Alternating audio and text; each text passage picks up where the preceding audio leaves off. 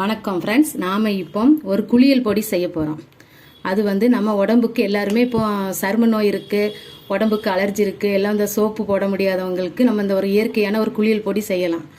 ஏன்னா சோப்பு என்ன தான் சோப்பு போட்டாலும் அதில் ஒரு கெமிக்கல் இல்லாமல் சோப்பு இருக்காது. இந்த குளியல் பொடி போட்டிங்கன்னா அந்த சரும நோய்ங்கிறது வராது. உடம்பு நல்லா வாசமாக இந்த பொடியை போட்டு குளித்தாலே உடம்பு நல்லா வாசமாக இருக்கும். அதுக்கு எத்தனை பொடி தான் நம்ம இப்போ செய்ய போகிறோம். வாங்க எப்படின்னு பார்க்கலாம். அதுக்கு தேவையான பொருள் என்னன்னு பார்ப்போம்.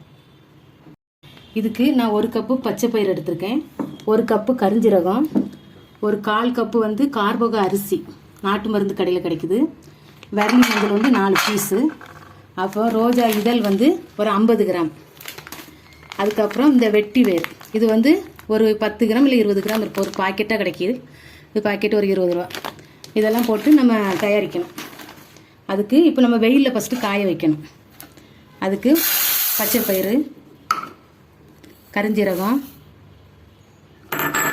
கார்போக அரிசி, ரோஜா இதழ்,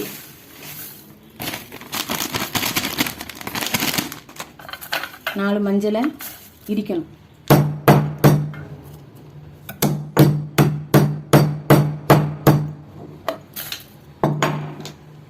மஞ்சளை இடித்து போட்டாச்சு. 4 மஞ்சளையும் வெட்டி வேற போடணும். வெட்டி வேற கொஞ்சம் கொஞ்சமாக கட் பண்ணி போடணும்.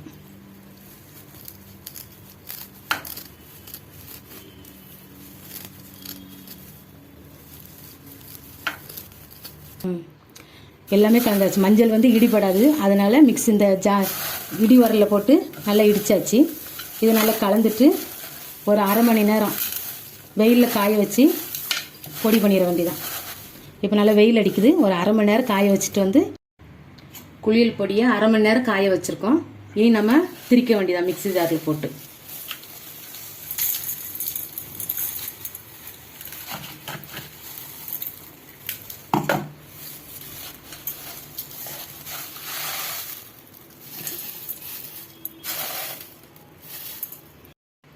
குளியல் பொடி அரைச்சாச்சு. இதை நம்ம சலிக்கணும்.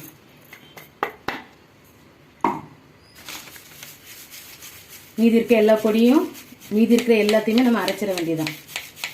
அதுக்கு மொத்தமாக அரைச்சதுக்கப்புறம் காமிக்கிறேன். இந்த பொடியை அரைச்சி ரெடி பண்ணியாச்சு.